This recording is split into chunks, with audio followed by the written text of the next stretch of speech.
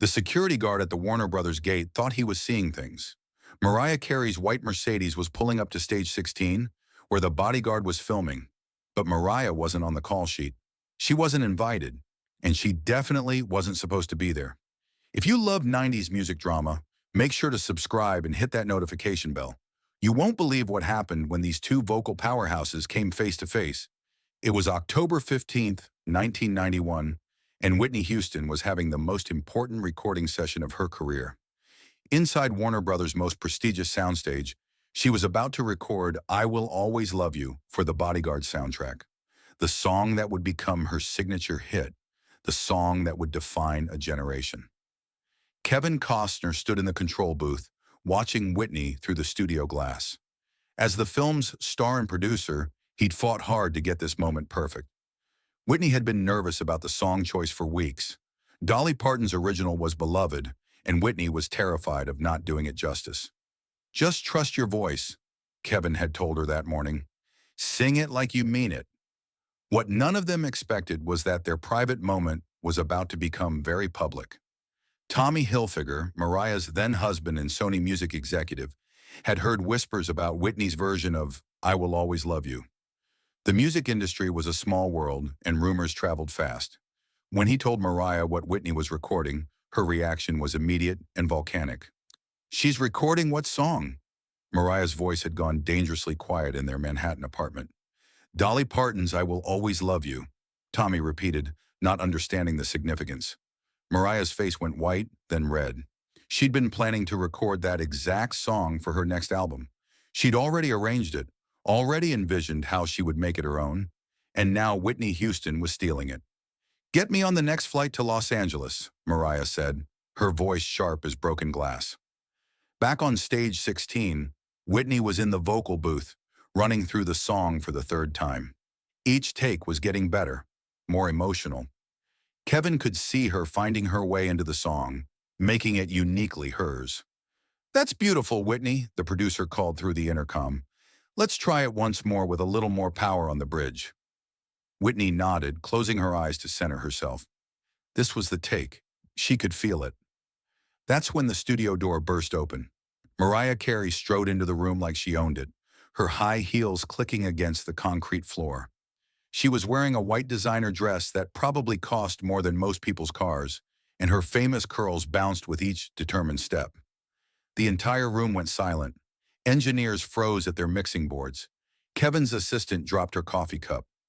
Even the air conditioning seemed to stop humming. Whitney opened her eyes in the vocal booth and saw Mariah through the studio glass. For a moment, neither woman moved. They just stared at each other across the room that suddenly felt very small. "Whitney," Mariah said, her voice carrying that deceptively sweet tone that anyone in the music industry knew meant trouble. "I hope I'm not interrupting anything important." Kevin stepped forward, his producer instincts kicking in. This was his movie, his soundtrack, and his responsibility to protect. "Mariah, this is a closed set. How did you get in here?" Mariah smiled, but it didn't reach her eyes. "Oh, Kevin, I have friends everywhere. I just wanted to congratulate Whitney on her song choice. Such an interesting selection." Whitney finally found her voice. "Mariah, what are you doing here?" "I was in the neighborhood," Mariah lied smoothly, "and I heard you were recording today. I thought I'd stop by and see what all the fuss was about." The tension in the room was thick enough to cut. Everyone knew about the unspoken rivalry between Whitney and Mariah. They were the two biggest voices of their generation, constantly compared, constantly pitted against each other by the media. But they'd never confronted each other directly, until now. "That's a beautiful song you're working on," Mariah continued, stepping closer to the vocal booth. "Dolly Parton's "I Will Always Love You." Such a classic. I've been thinking about recording it myself." Whitney's eyes flashed. "Have you?" "Oh yes, for months now. I've already done some arrangements. It would be perfect for my voice, don't you think?" Kevin had seen enough. This was psychological warfare, and it was happening in his studio. He moved between the two women, his tall frame creating a physical barrier. "Ladies, whatever this is about, this isn't the time or place," he said firmly. "Whitney has work to do." But Mariah wasn't finished. "I'm just curious, Whitney. What made you choose this particular song? It's not exactly Your style, is it? Whitney stepped out of the vocal booth, her own eyes flashing now. What do you mean by that? Well, it's so simple, so straightforward.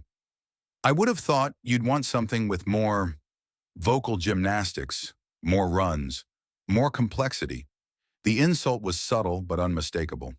Mariah was suggesting that Whitney couldn't handle complex vocal arrangements, that she needed simple songs to showcase her voice. Whitney took a step forward. Mariah, I don't need vocal gymnastics to prove I can sing. Some of us let the emotion do the work instead of showing off. The room went dead silent. It was the first shot fired in what would become the most famous vocal rivalry of the 90s. Mariah's smile became even more dangerous. Oh, emotion is important, but so is technique. So is range. So is the ability to actually sing challenging material. Are you questioning my technique? Whitney's voice was getting louder. I'm not questioning anything. I'm just making an observation. That's when Kevin did something that surprised everyone in the room, including himself. He walked over to the studio piano, sat down and started playing. The opening chords of I Will Always Love You filled the studio. Not the Dolly Parton version, not any arrangement they'd been working on. Just Kevin playing from memory, filling the silence with music instead of conflict. If you two are going to argue about this song, Kevin said, still playing, at least argue about it properly. Mariah, you say you want to record it. Whitney, you're about to record it. Why don't you both sing it? Right here, right now. Let the song decide who it belongs to. Both women stared at him like he'd lost his mind. That's ridiculous, Mariah said. I'm not singing for your entertainment, Kevin, Whitney added. But Kevin kept playing, the melody floating through the studio like a challenge. I'm not asking you to perform for me. I'm asking you to perform for yourselves, for the song, for music. He looked up at Whitney. You're terrified that you're not good enough for this song. You've been nervous about it for weeks. Then he looked at Mariah. And you're terrified that someone else is going to take something you think belongs to you. But here's the thing, Kevin continued, his fingers moving across the keys with surprising grace. This song doesn't belong to either of you. It belongs to Dolly Parton. You're both just borrowing it. The question is, who's going to honor it better? The studio fell silent again. Kevin's words hung in the air like a judge's verdict. Whitney was the first to move. She walked slowly toward the piano, her eyes never leaving Mariah's face. Fine, she said quietly, but ladies first. It was both an invitation and a challenge. Mariah had demanded this confrontation. Now she had to deliver. Mariah hesitated for just a moment. She hadn't warmed up. She wasn't prepared. But backing down now would be admitting defeat before the battle even started. All right, Mariah said, smoothing her dress and walking to the piano. Kevin, start from the top. Kevin began playing again, slower this time, giving Mariah space to find her entry point. When Mariah started singing, the entire room understood why she was considered one of the greatest voices of her generation. Her version was technically perfect, full of the runs and vocal acrobatics she was famous for. She took Dolly's simple melody and transformed it into something complex and showy. But something was missing. The emotion that Kevin had asked for, the vulnerability that made the song special. Mariah was singing to impress, not to connect. When she finished, the room applauded politely. It had been a flawless performance, technically speaking. Beautiful, Kevin said diplomatically. Whitney? Whitney didn't move toward the piano immediately. Instead, she closed her eyes and took a deep breath. When she opened them again, something had changed. The nervousness was gone. The fear was gone. All that was left was the music. She began singing without waiting for Kevin's introduction, her voice starting soft and vulnerable. Just her and the melody Dolly Parton had written 20 years earlier. But as the song progressed, something magical happened. Whitney wasn't trying to prove anything to Mariah. She wasn't trying to show off her range or her technique. She was just telling a story about love and loss and letting go. By the time she reached the bridge, there were tears in her eyes. By the time she hit the final, I Will Always Love You, there were tears in everyone's eyes. When she finished, the studio was completely silent. Not the awkward silence from before, but the reverent silence that follows true art. Mariah was staring at Whitney with an expression that was part admiration, part devastation. She had just witnessed something she couldn't compete with. Not technique, not runs, not vocal gymnastics. Soul. Kevin stopped playing and looked up at both women.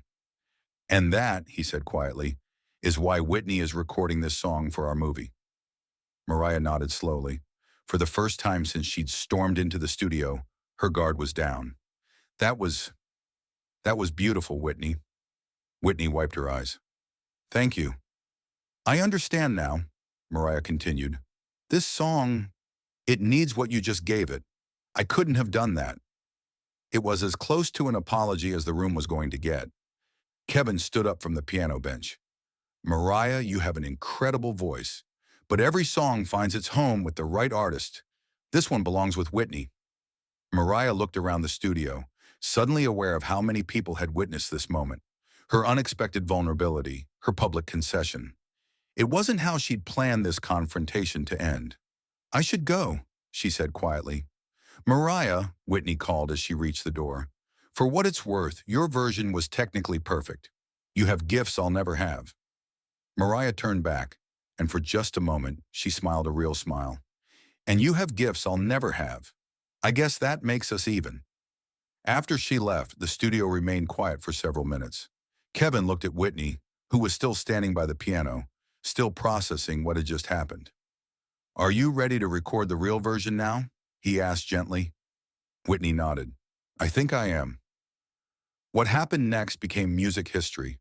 Whitney's recording of "I Will Always Love You" became the longest-running #1 single by a female artist in Billboard chart history. It sold over 20 million copies worldwide and became her signature song.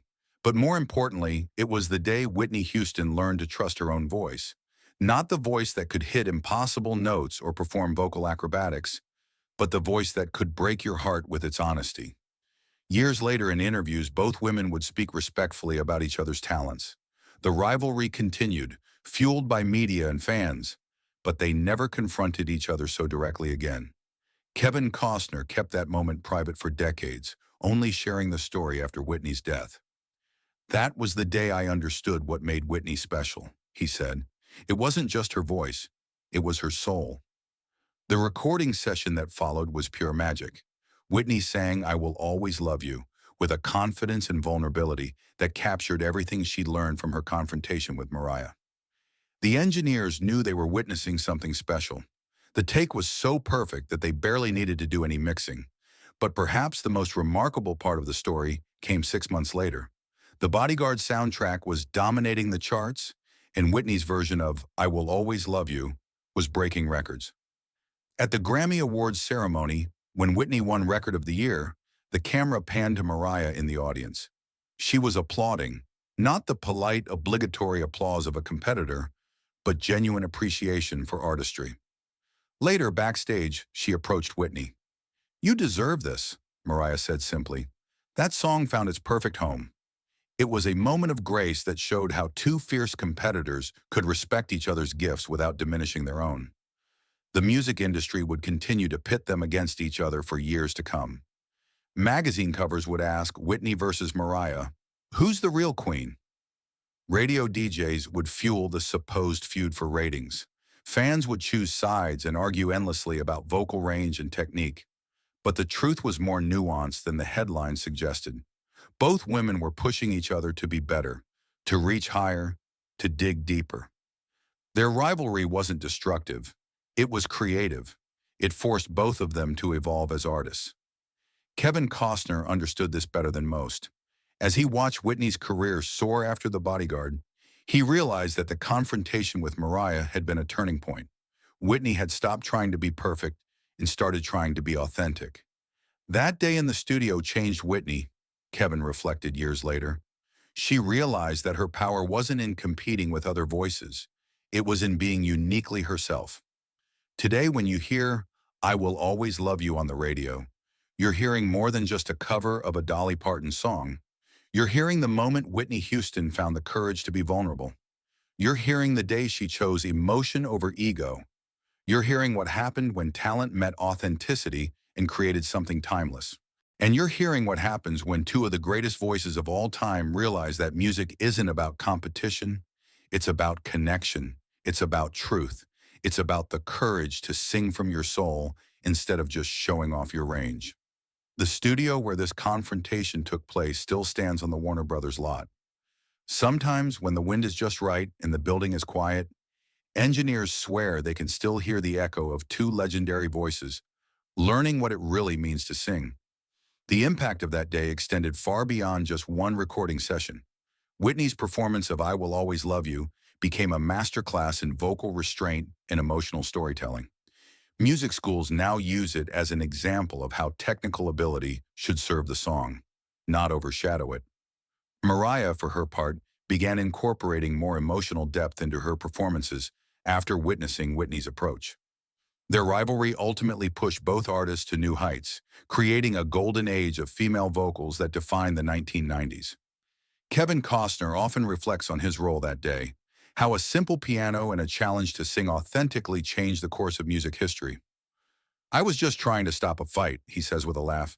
"I had no idea I was witnessing the birth of one of the greatest recordings ever made." The recording equipment used that day has since become legendary among music enthusiasts. The microphone Whitney used to sing her confrontational performance is now housed in the Rock and Roll Hall of Fame, a testament to a moment when two icons discovered that greatness outdoing others, but about being true to yourself. The lesson from that October afternoon in 1991 resonates beyond music.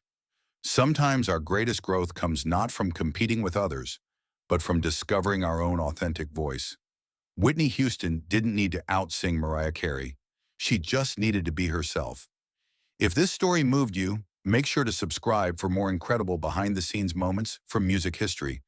Drop a comment below about your favorite Whitney or Mariah song, and let us know. What do you think makes a voice truly legendary?